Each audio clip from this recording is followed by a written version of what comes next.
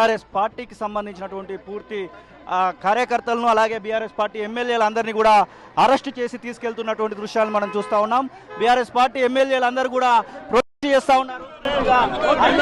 ఇక్కడ మనం చూడొచ్చు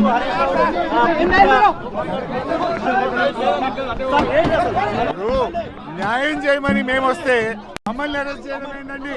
దాడి చేసిన గుండాలను అరెస్ట్ చేయమంటే మమ్మల్ని అరెస్ట్ చేయడం ఇదే.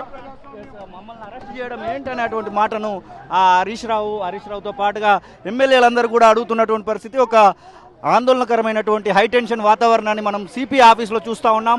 ఇక్కడ మాగంటి గోపీనాథ్ అలాగే వివేకానంద అందరూ కూడా అరెస్ట్ అయ్యి వెళ్తున్నటువంటి ఒక దృశ్యాలను కూడా మనము చూస్తూ ఉన్నాం. బీఆర్ఎస్ పార్టీకి సంబంధించినటువంటి పూర్తి కార్యకర్తలను అలాగే బీఆర్ఎస్ పార్టీ ఎమ్మెల్యేలందరినీ కూడా అరెస్ట్ చేసి తీసుకెళ్తున్నటువంటి దృశ్యాలను మనం చూస్తూ ఉన్నాం.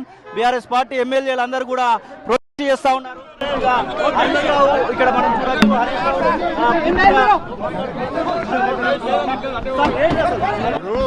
న్యాయం చేయమని మేము వస్తే మమ్మల్ని అరెస్ట్ చేయడం ఏంటండి? దాడి చేసిన గుండాలను అరెస్ట్ చేయమంటే మమ్మల్ని అరెస్ట్ చేయడం ఇదే.